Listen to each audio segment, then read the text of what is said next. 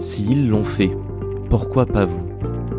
Salut à toutes et tous, c'est Yacine Scali et bienvenue dans la tête d'un CEO, le podcast qui vous inspire à entreprendre. Depuis 5 ans, je vous propose de faire un petit tour dans la tête de un ou une entrepreneur chaque semaine pour justement s'inspirer de leur état d'esprit et de leur parcours.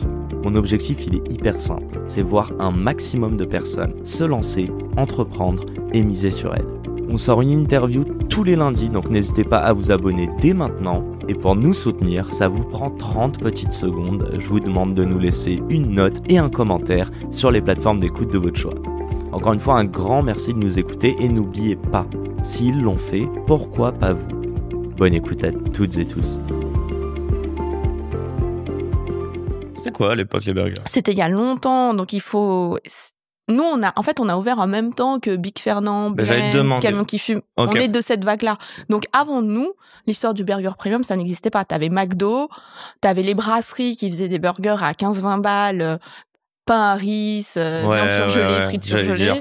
Ouais, pas ouf. Okay. Et d'ailleurs, ça nous a fait dire, enfin, en goûtant ça, en se disant que mais c'est pas possible, c'est du vol. Et que nous, on allait montrer que pour 15-20 €, ce qu'un client a le droit d'avoir, quoi.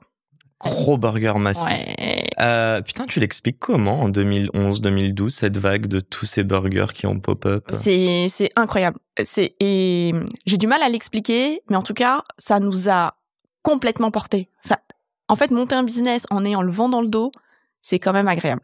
Parce que quand vous avez commencé à compter le premier resto de PNY, c'était quoi vos rêves en France? C'est-à-dire quand tu parles de blend, de camions qui fument et tout, ça existait ou non, même pas du tout? Non, en fait, et c'est là où c'est fou, c'est assez magique, c'est qu'on se lance tous à peu près en même temps, on ouvre tous à peu près en même temps, donc on a tous eu l'idée à peu près en même temps. Ok. Après, je l'ai post-rationalisé en me disant qu'en fait, on l'a vu arriver aux US, à Londres, et donc souvent, ça vient aussi après en France. Shake Shack, les choses exactement, comme ça. Ouais, okay. Exactement. En fait, quand Rudy fait sa traversée... Périple américain. Moi, je faisais quelque chose de beaucoup plus classique. Je bossais à New York et du coup, moi, j'ai vu le phénomène Shake Shack de mes yeux. Ok.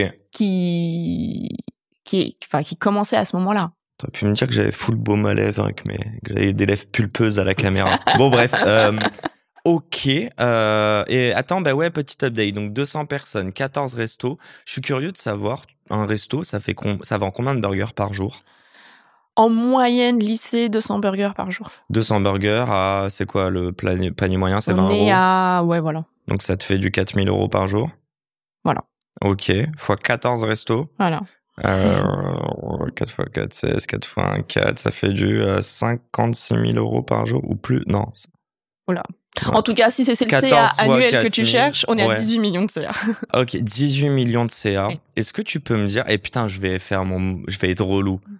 Moi, je suis un crevard. Moi, j'ai été éduqué dans l'idée qu'un McDo, ça valait 5 € ouais. Et qu'un paquet de clopes, ça valait moins de 5 €.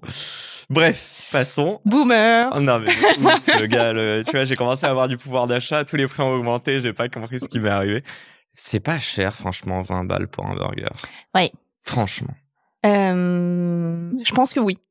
Okay. Je pense que 20 balles pour un burger, c'est cher. 20 balles, et c'est d'ailleurs la raison pour laquelle nous, quand on a vu arriver Big Fernand, on s'est dit, waouh, ils sont culottés, parce que c'est vraiment ça, c'était 20 balles, le burger frites, enfin 15-20 balles, quoi, burger frites, servi sur un plateau. C'est truc que j'ai eu quand je suis allé chez Big Fernand, j'étais en mode, putain, je paye 20 balles et c'est moi qui récupère ma bouffe comme au McDo, quoi. Ouais.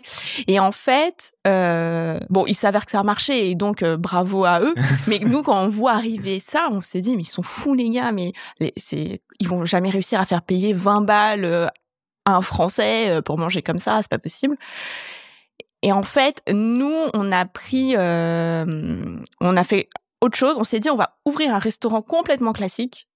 Il s'avère qu'il va être monoproduit burger, mais ça va être une expérience de restauration assise totalement classique. C'est-à-dire que t'es servi à table, commandes à table, y a de l'alcool, il y a des desserts.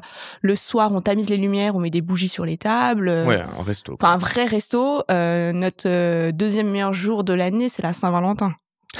Tu vois. Ok, excellent. Il y a des cocktails, enfin, tu vois, c'est une vraie expérience de restauration assise. On met un peu la musique un peu forte au fur et à mesure de la soirée, enfin, tu vois. Et Et du coup, 20 balles, c'est au contraire, ça devient pas cher. C'est la fin de cet épisode. S'il vous a plu, prenez 30 secondes pour nous laisser un commentaire et une note sur la plateforme d'écoute de votre choix. On a encore des dizaines d'épisodes en stock, donc je vous laisse fouiller. Et d'ici là, n'oubliez pas, s'ils l'ont fait, pourquoi pas vous ? Encore une fois, un grand merci de nous avoir écoutés et à très vite pour un nouvel épisode. Ciao.